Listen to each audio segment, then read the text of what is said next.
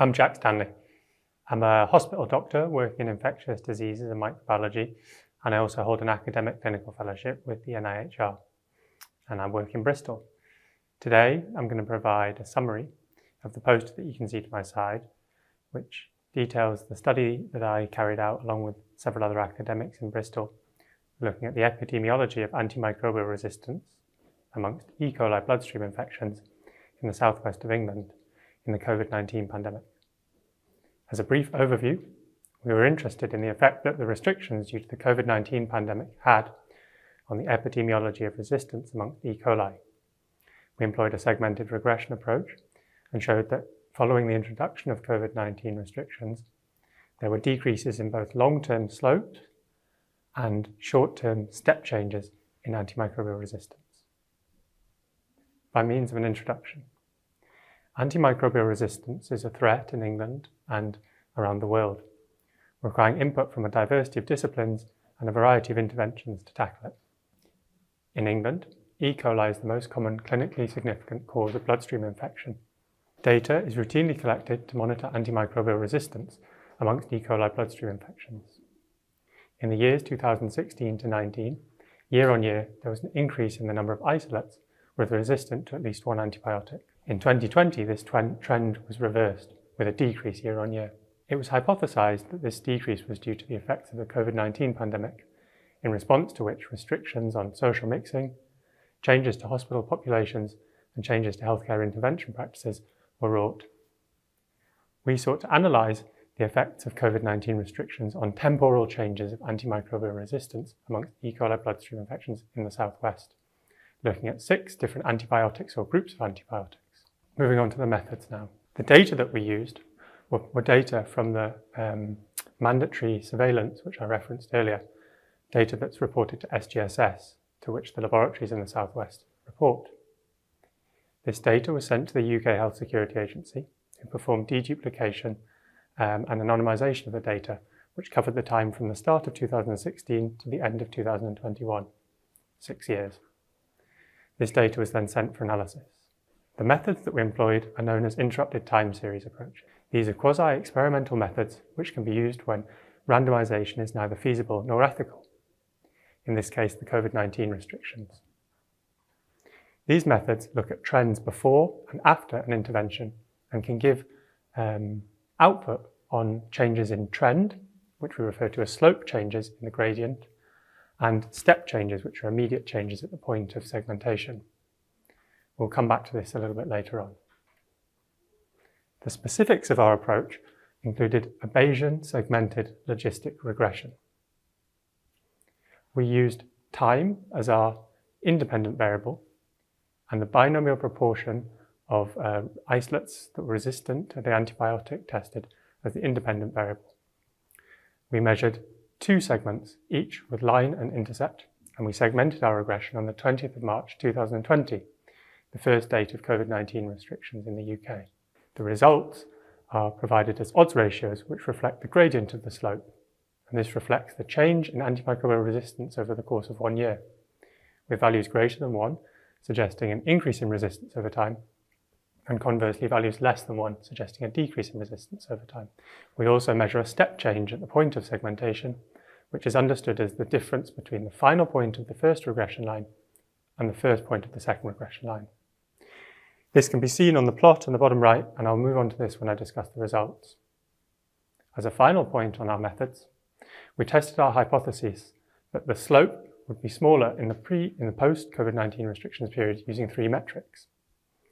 The first metric was the aggregated difference between the pre-COVID-19 restriction slope and the post-COVID-19 restriction slope. The second metric was the percentage of draws where the post-COVID-19 restriction slope was lower than the pre-COVID-19 restriction slope. The final metric was the Bayes factor for the hypothesis that the post-COVID-19 restriction slope was smaller than the pre-COVID-19 restriction slope.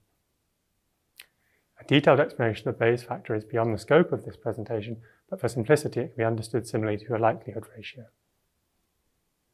The step change analysis, as previously mentioned, is an absolute percentage difference in the resistance at the end of the first regression slope, i.e. just before COVID-19 restrictions, and the first point on the post-COVID restriction slope, i.e. immediately after the introduction of restrictions. A comment on our further work before I move on to the results. We also performed ARIMA modelling looking at the incidence of E. coli bloodstream infections and how this changed over the course of the COVID-19 pandemic. And we validated our choice of an unjoined segmented regression as compared to a joined segmented regression using leave-one-out validation. These topics are covered in the paper that we published on the area, which can be accessed by the QR code on the poster. Now a discussion on the results. Our data set after deduplication and removal of quality assurance was 19,055 cases. 50.2% were male, median age was 76. To orientate you to the poster and the way that the results are laid out, we have two tables. The top is the analysis of slope trends, as described before, and the second table is analysis of the step change. The data in both of these tables are output from the regression, which is detailed on the plots that you can see at the bottom of the graph. The 6 plots reference the 6 antibiotics or groups of antibiotics that we're interested in: amoxicillin clavulanic acid, piperacillin tazobactam, third-generation cephalosporins, ciprofloxacin, gentamicin, and carbapenems. A note on the graphs: the x-axis is time. This is comparable across all plots. The y-axis is monthly binomial proportion of resistant isolates. These are not comparable between plots, so that the plots can be shown on the same axes to facilitate comparison of trends.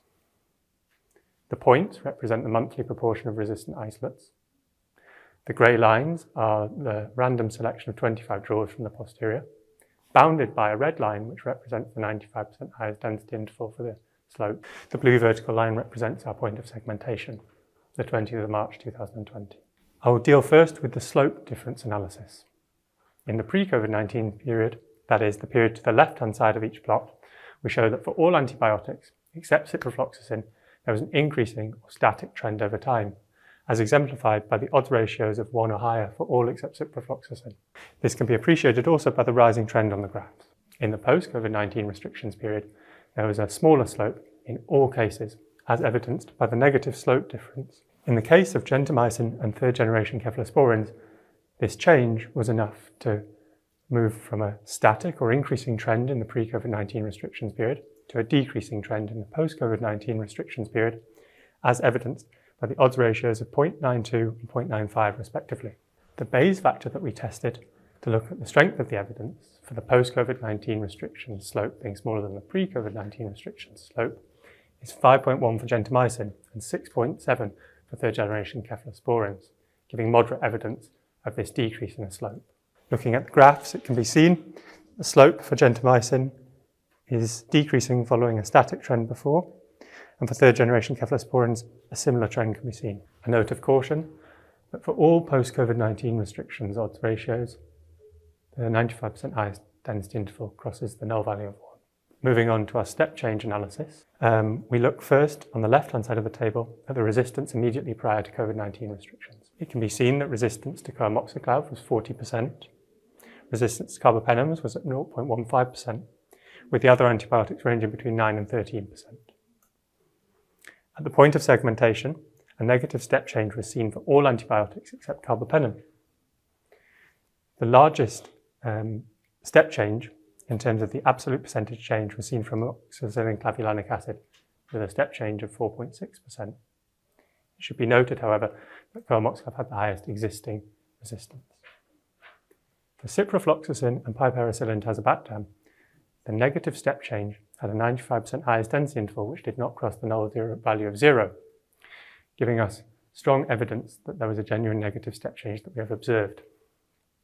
For piperacillin tazobactam, resistance fell from 10.3% to 7.4%, and for ciprofloxacin, resistance fell from 12.8% to 10.4%. Moving on to a discussion of the results, in summary, we show that at the implementation of COVID-19 restrictions, there were immediate step changes which showed a decreasing trend in resistance to all antibiotics except carbapenems, and longer-term changes in the gradient of change over time to all antibiotics tested when compared to the pre-COVID-19 restrictions period. These two phenomena should be considered separately because of their different temporal nature. The immediacy of the step change means that it likely reflects immediate changes such as changes in healthcare utilisation and intervention, differences in social mixing, and travel restriction, reducing the opportunity for individuals to be either transmitted or inoculated with resistant bacteria. The trend changes reflect longer-term changes and may potentially reflect alterations in antibiotic prescribing, which are generally thought to take effect with a lag period of 6 months as a minimum.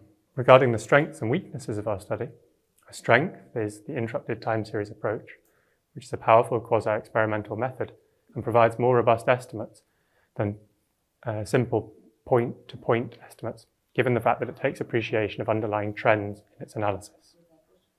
We also provide data for an entire geographic area over 6 years.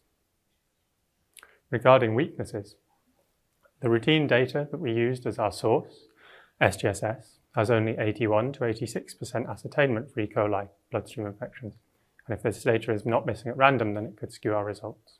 We do not have a control interrupted time series, and therefore we cannot infer causality from the results that we have shown.